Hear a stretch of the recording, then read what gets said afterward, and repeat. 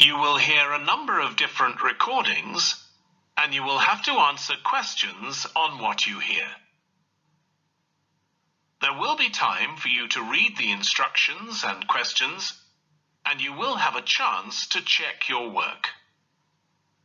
All the recordings will be played once only. The test is in 4 sections. At the end of the test, you will be given 10 minutes to transfer your answers to an answer sheet. Now turn to section 1.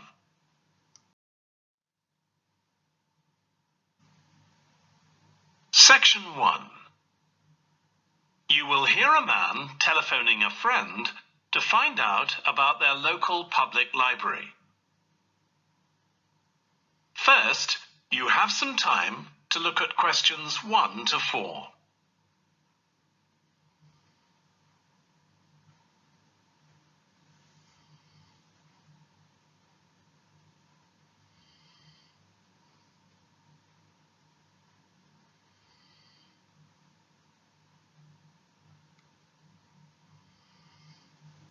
You will see that there is an example that has been done for you.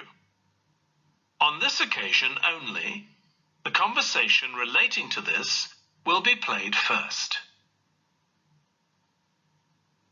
Hello? Hi, Susie. It's Paul here. How are you? Enjoying your new job? You're working at the library, aren't you? Yes, I started when the library reopened a month ago. It's great. The woman says that the library reopened a month ago. So month has been written in the space. Now we shall begin. You should answer the questions as you listen, because you will not hear the recording a second time. Listen carefully and answer questions 1 to 4. Hello? Hi, Susie. It's Paul here. How are you? Enjoying your new job? You're working at the library, aren't you? Yes, I started when the library reopened a month ago. It's great. Actually, Carol and I have been meaning to join for a while. Oh, you should. It doesn't cost anything, and the new library has all sorts of facilities. It's not just a place where you borrow books. For instance, there's an area with comfortable seats where you can sit and read the magazines they have there. Some people spend the whole morning there. Wish I had that amount of time to spend. Yes, you must be pretty busy at present, with the children and everything. We are, yes. But we're hoping to get away this summer. We're thinking of going to Greece. Well, we've got a much larger section of the library devoted to travel books now, so you should come and have a look. I can't remember if there's anything specifically on Greece, but I should think so. Okay. Now, Carol's organising a project for the history class she teaches at school. It's about life in the town 100 years ago. Do you have anything that might be useful? Yes. Actually, we've now got a new section with materials on the history of the town and surrounding region. Right. I'll tell her. You can't always find that sort of thing on the internet. Now, in the old library, there used to be a separate room with reference books. It was a really nice, quiet room. Yes, we've put those books in the main part of the library now, but we do have a room called the community room. It can be hired out for meetings, but at other times, people can use it to study. I might use that. It's hard to find anywhere quiet at home sometimes. I can't remember how old your son and daughter are. We've introduced a special section of fiction written specially for teenagers, but they might be a bit young for that. Yes, they would be. Before you hear the rest of the conversation, you have some time to look at questions 5 to 10.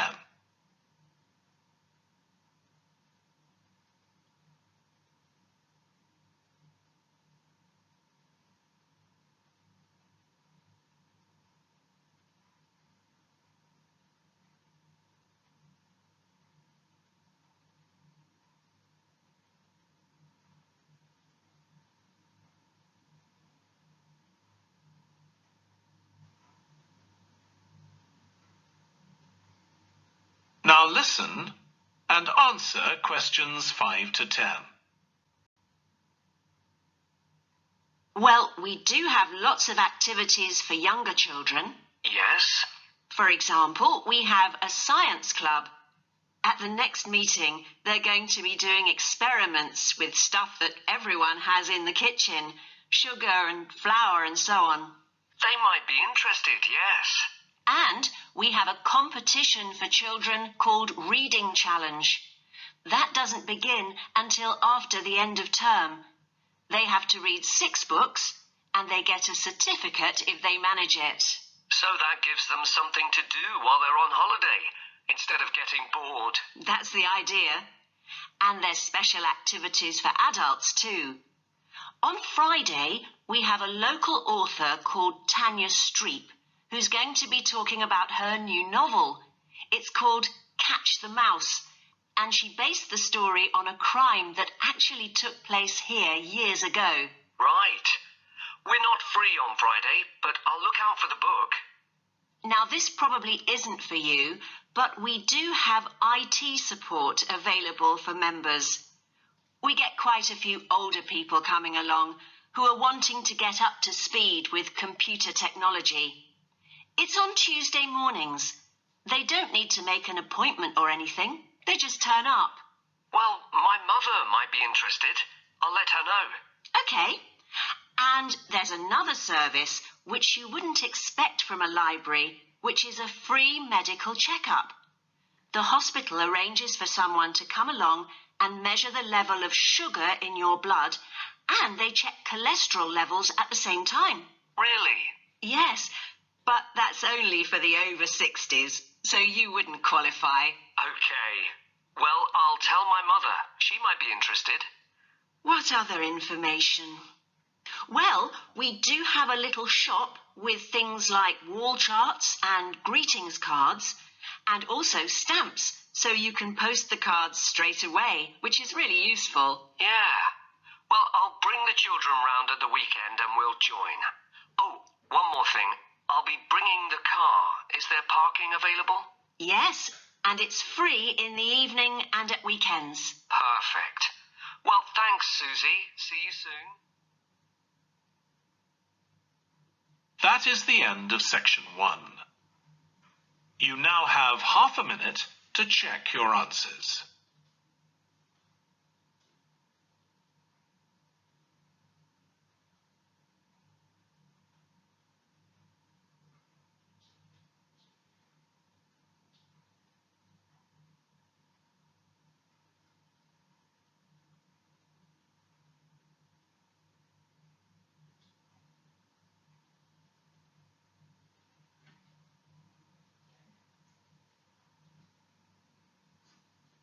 Now turn to section 2.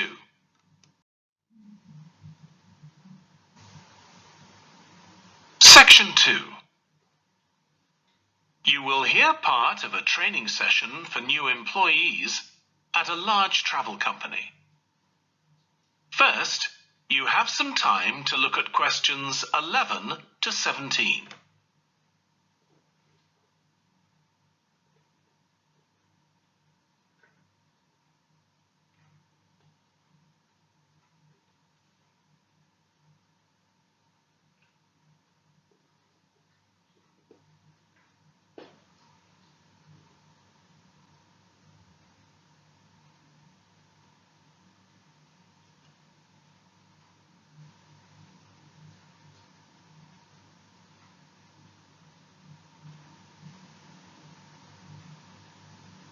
Now listen carefully and answer questions 11 to 17.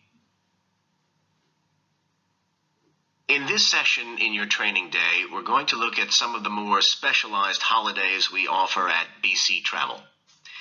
Now, the travel business is very competitive, and it's important to be aware of how the market's changing and developing. In terms of age groups, the over 65s are an important market, and one that's increasing steadily year on year. The fewest holidays are taken by the 31 to 42-year-olds, and that figure shows no sign of rising. The biggest market at present is still the youngest group, the 16 to 30s, but this group's also seen the biggest drop over the last few years, whereas there's a noticeable growth in the number of holidays taken by the 55 to 64-year-olds. As far as the 43 to 54-year-olds are concerned, bookings there are steady, but I have to say we haven't seen the increase we expected. One trend we're noticing with nearly all age groups is the growing popularity of holidays in which clients do some kind of specialized activity. I'm not talking here about adventure holidays where clients take part in high-risk activities like white water rafting just for the thrill of it. Activity holidays usually involve rather less high-risk sports or things like art and music. They're not necessarily cheaper than ordinary holidays, often the opposite in fact, but they do often take place outside the main tourist centers, which gives an opportunity for clients to find out more about the local people and customs. And many say this is one of the most positive features of these holidays. Of course, they offer the chance to develop a new skill or talent, but clients often say that more than this, it's the chance to create lasting relationships with other like-minded people. That's the main draw. Let me give you some examples of BC travel activity holidays. Our painting holidays take place in 4 different centers in France and Italy, and they're very popular with clients of all abilities from beginners onwards. We've got an excellent team of artists to lead the classes. Some of them have been with us from the start, and 5 additional ones will be joining us this year so that we can offer a greater number of classes in each center. As far as cooking holidays are concerned, I know a lot of agents offer holidays where clients cook recipes related to one particular country, usually the one they're staying in, but we focus on dishes from a great many different ones. Apart from that, you'll find the usual emphasis on good quality organic ingredients. That's more or less a given nowadays, and there are generally some meat-free recipes included. Our photography holidays take place in a wide range of countries from Iceland to Vietnam, and clients have the opportunity to see some stunning scenery. Groups are small, no more than 8, so clients can have one-on-one tuition during the holiday, and excursions are arranged with fully trained guides. At the end of each holiday, an exhibition is held of the photographs taken so that clients can see one another's work and receive valuable feedback from the tutor. Before you hear the rest of the training session, you have some time to look at questions 18 to 20.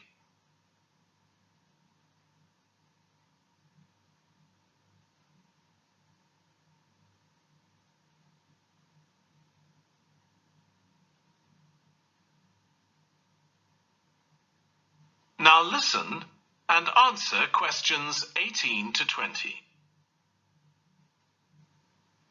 Finally, let me tell you about our fitness holidays. In Ireland and Italy, we run one-week general fitness classes for all ages and levels of fitness. Clients start the course with a consultation with a trainer, and together they draw up an individual program. As well as improving general fitness, clients find that they end up losing much of the stress they've built up in their daily lives.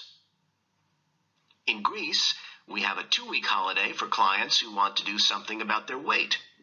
This has all the features you'd expect, like a personalized diet program, but one of its most popular features is that the exercise classes are all held on the beach. People say it's far preferable to being in a gym. Finally, we offer several holidays in Morocco. One very popular one is the mountain biking holiday. Bikes are provided, and there are different routes according to people's ability. We offer one which is tailored to the needs of families, which is particularly popular. Okay, so that's about all the time I have today, so thank you very much. That is the end of section 2. You now have half a minute to check your answers.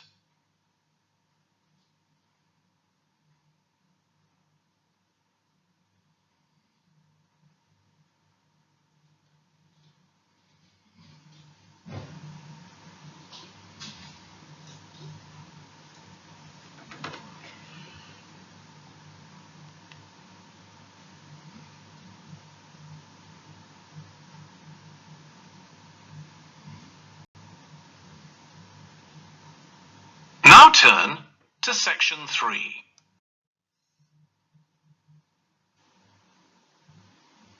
Section 3. You will hear two tourism students called Natalie and Dave talking about the tourism case study they are doing. First, you have some time to look at questions 21 to 26.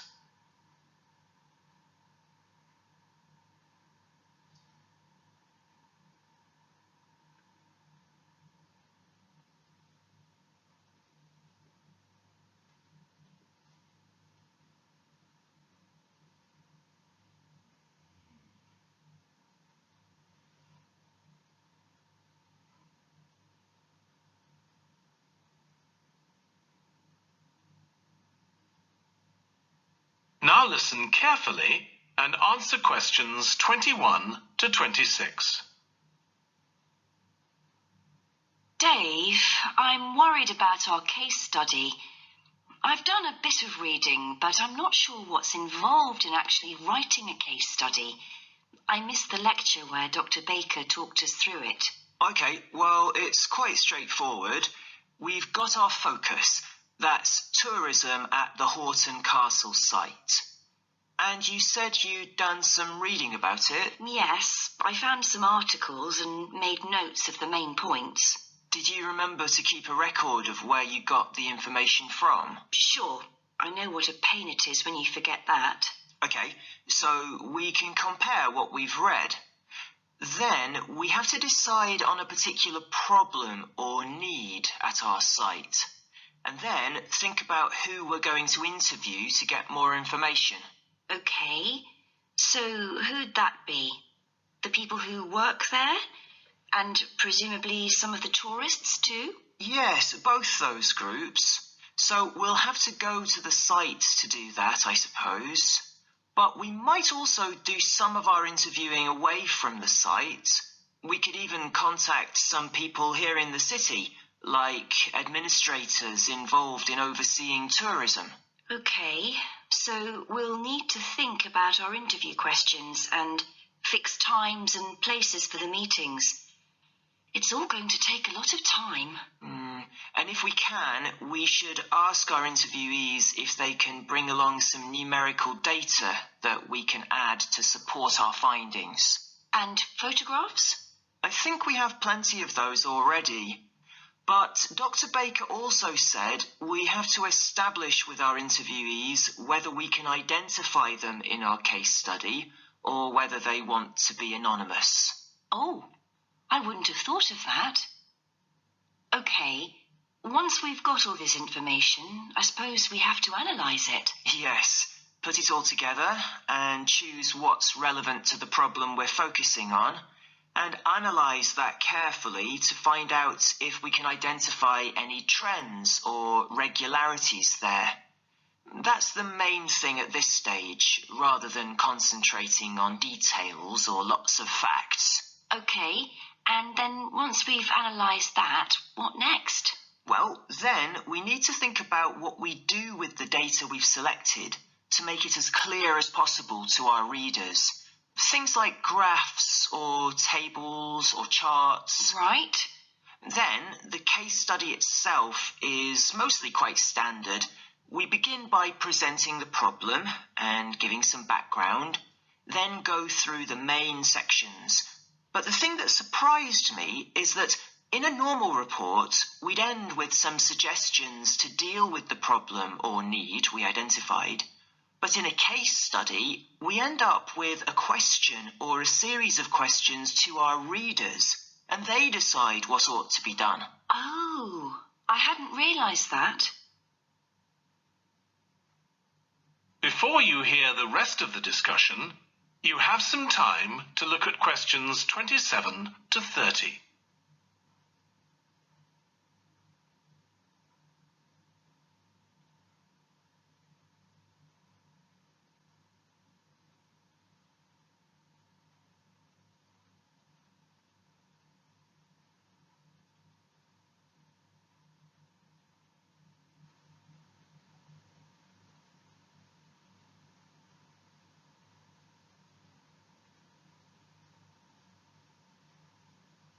Now listen and answer questions 27 to 30. So, basically, the problem we're addressing in our case study of the Horton Castle site is why so few tourists are visiting it. And we'll find out more from our interviews, but I did find one report on the internet that suggested that one reason might be because, as far as transport goes, access is difficult. I read that too, but that report was actually written 10 years ago when the road there was really bad, but that's been improved now. And I think there's plenty of fascinating stuff there for a really good day out, but you'd never realise it from the castle website. Maybe that's the problem. Yes, it's really dry and boring. I read somewhere a suggestion that what the castle needs is a visitor centre. So we could have a look for some information about that on the internet. What would we need to know? Well, who'd use it for a start? It'd be good to know what categories the visitors fell into too, like school parties or retired people. But I think we'd have to talk to staff to get that information. Okay. And as we're thinking of suggesting a visitor centre, we'd also have to look at potential problems. I mean, obviously, it wouldn't be cheap to set up. No, but it could be a really good investment. And as it's on a historical site, it'd need to get special planning permission, I expect. That might be hard. Right. Especially as the only possible place for it would be at the entrance, and that's right in front of the castle. But it could be a good thing for the town of Horton. At present, it's a bit of a ghost town. Once they've left school and got any skills or qualifications, the young people all get out as fast as they can to get jobs in the city. And the only people left are children and those who've retired. Right. Something else we could investigate would be the potential damage that tourists might cause to the castle site. I mean, their environmental impact. At present, the tourists can just wander around wherever they want. But if numbers increase, there might have to be some restrictions, like sticking to marked ways. And there'd need to be guides and wardens around to make sure these are enforced. Yes, we could look at that too. Okay, well, we certainly... That is the end of section 3. You now have half a minute to check your answers.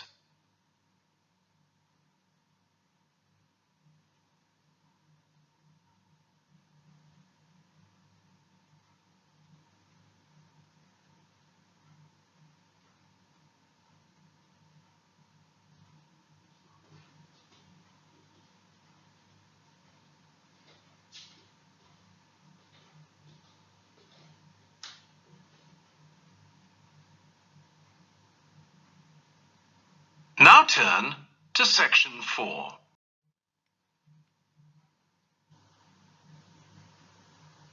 Section 4. You will hear a lecturer on an environmental studies course discussing how birds are affected by environmental change. First, you have some time to look at questions 31 to 40.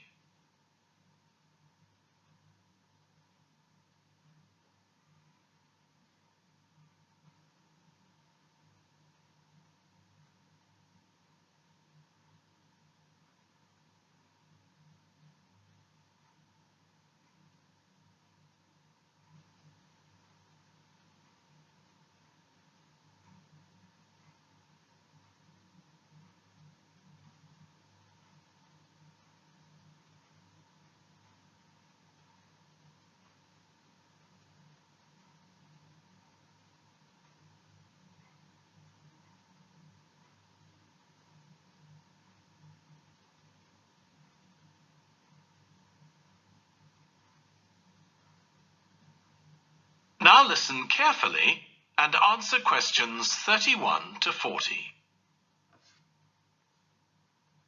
Okay, so we've been looking at how man-made changes in our environment can affect wildlife. Now, I'll discuss a particular example. Let's take a look at mercury. Mercury's one of the 120 or so elements that make up all matter, and it has the symbol Hg. It's a shiny, silvery substance. You may have seen it in old-fashioned thermometers, but it's not used much for domestic purposes now because it's highly toxic. But the problem is that the amount of mercury in the environment's increasing. The main reason for this is the power plants used to produce electricity. The main source of energy that most of them use is still coal, and when it's burned, it releases mercury into the atmosphere. Some of this gets deposited into lakes and rivers, and if it's ingested by a fish, it's not excreted. It stays in the fish's body, and it enters the food chain. So, it's been known for some time that birds which eat fish may be affected. But what wasn't known until quite recently is that those that eat insects can also be affected. So, a woman called Claire Varian Ramos is doing some research on how this is affecting birds. And rather than looking at how many birds are actually killed by mercury poisoning, she's looking for more subtle sub-effects. And these may be to do with the behaviour of the birds, or with the effect of mercury on the way their brain works. So, whether it leads to problems with memory, for example. And she's particularly focusing on the effects of mercury on bird song. Now, the process of song learning happens at a particular stage in the bird's development. And what you may not know is that a young bird seems to acquire this skill by listening to the songs produced by its father, rather than by any other bird. And Varian Ramos has already found in her research that if young male birds are exposed to mercury, if they eat food contaminated with mercury, then the songs they produce aren't as complex as those produced by other birds. So, quite low-level exposure to mercury is likely to have an impact on male birds in a natural situation because it can mean that they're less attractive to female birds, and so it can affect their chances of reproduction.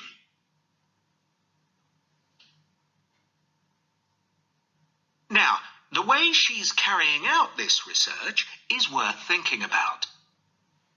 She's using a mixture of studies, using birds kept in laboratories and studies carried out outdoors in the wild. The lab-based studies have the advantage that you don't get all the variables you would in a natural setting. So, the experimenter has a much higher level of control, and that means they can be more confident about their results in some ways. And of course, they don't have to worry about going out and finding the birds in order to observe them. So, what are the implications here for humans? Well, because many birds are migratory, they may be transporting mercury far from contaminated sites.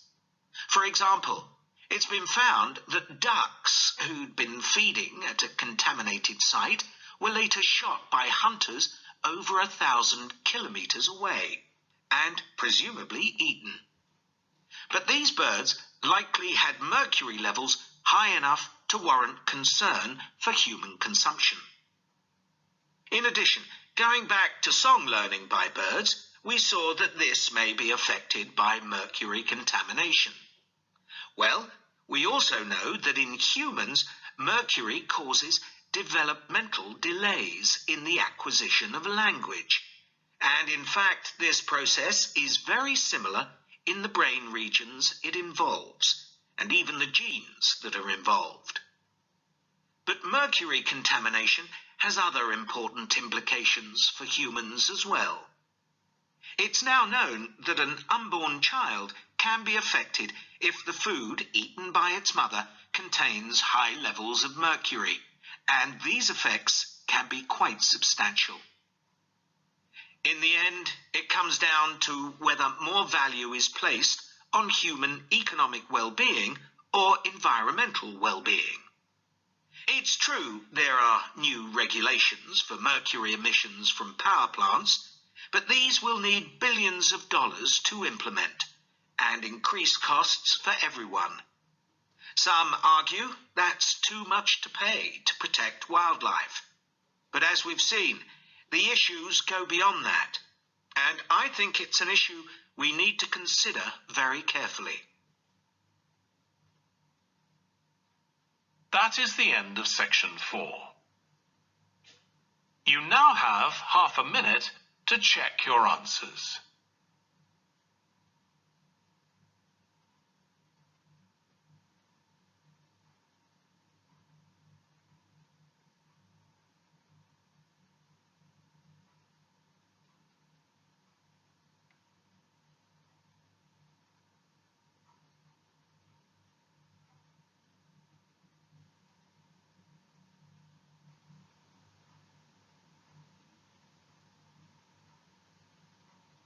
That is the end of the listening test.